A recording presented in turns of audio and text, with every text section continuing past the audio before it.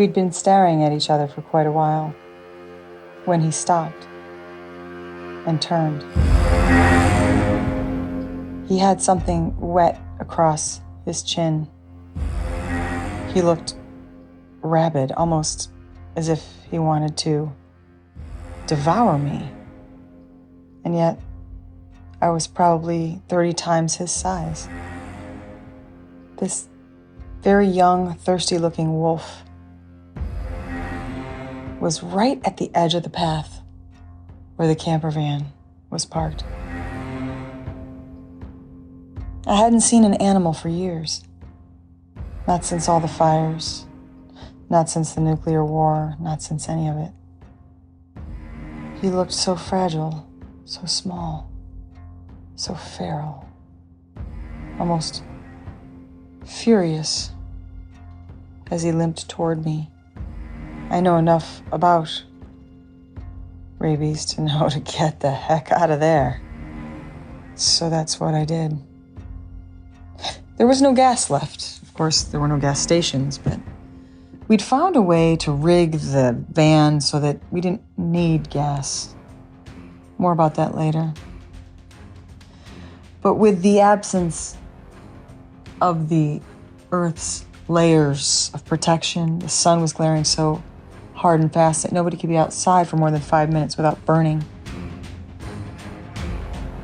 We had to wear the equivalent of what is now, what would be for you, 10 pairs of glasses just to look around outside. So what was our quality of life? Well, you'd be surprised. I didn't understand how the wolf was even there. Again, not only hadn't we seen animals for years, we hadn't seen anything born for years. I mean, as far as I knew it, the earth was sterile. Yeah, many years ago, I'd watched a movie based upon the P.D. James novel, Children of Men, where in one scene, Clive Owen is helping a young woman with her baby through a crowd of men who are fighting and engaging in combat. There was, the resistance was fighting what looked to be the army, established army, wherever they were, presumably England. And everybody stops. It's like, cease fire. Everybody stops. And they bend down and they pray and they start to have this holy moment. There's a baby coming through in a place where for 19 or 20 years, no one has seen another human being born because nobody can procreate anymore. The world's going to end.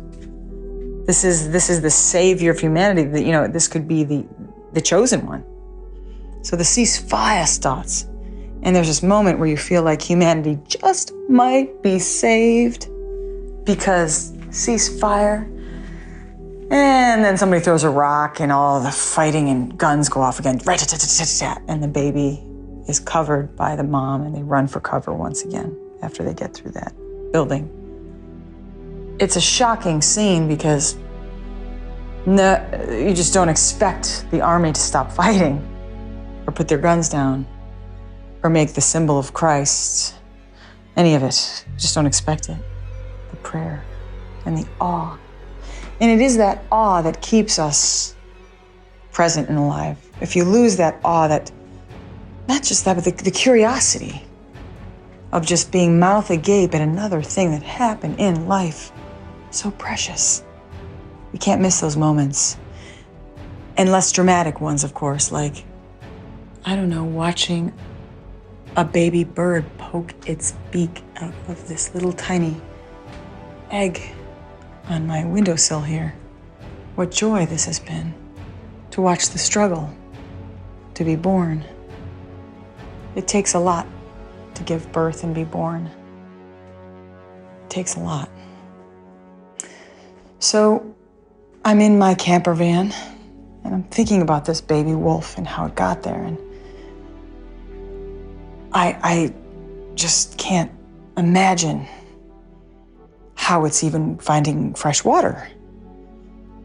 And I realize that down the road, there is one of those animal husbandry businesses where they make the mechanical animals just like the novel by Philip K. Dick, Do Androids Dream of Electric Sheep? Later made into a movie that we used to love called Blade Runner. Now, you're too young to remember all this. Back in the day, Blade Runner was like the science fiction movie, supposedly set in the future. In this futuristic LA, where there are hovercrafts and spaceships. Let me tell you, that's not how it's gonna go. I hate to break it to you.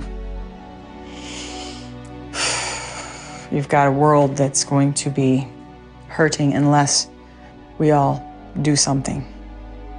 And we have to figure out what the most efficient do something is, because it's bad if you want to hear from the future what's really going to happen. This is no life at all. What I would recommend is finding alternatives to whatever fuel you're using, because, like I said, this camper van's not running on gas. We used to say another expression that you're not going to remember. It's, hey, now we're cooking with gas. No, we're not. There's no gas left. Turns out that when you deplete all the resources on a planet, you just go to the next and next and next, and pretty soon there's nothing.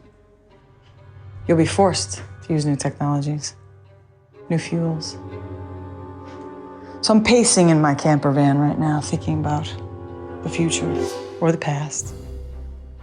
And there is one thing that you humans need to know, since, we're all part of this one big family on Earth. So from the future of humanity, I'm going to tell you this.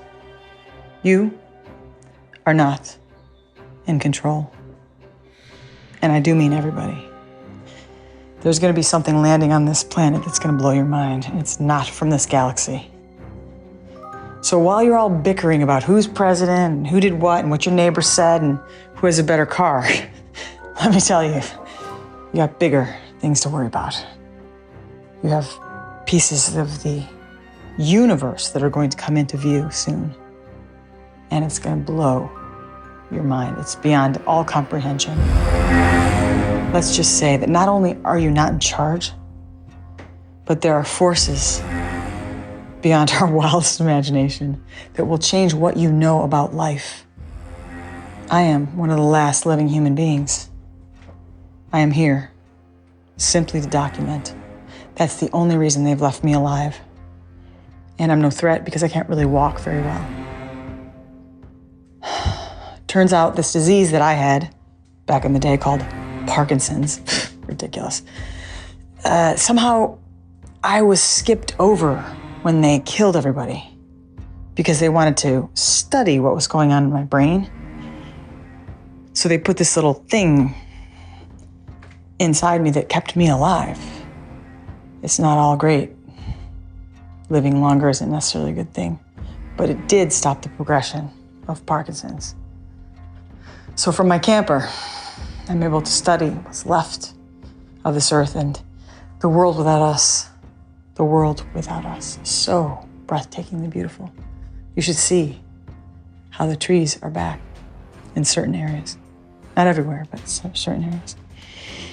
So when they're done with me, they're just going to remove this, whatever they put inside my spine here, and I'll be done. In the meantime, I hope somebody gets this recording. This is Martha. This is number 592 in the recordings of the last spell of Earth. Take good care.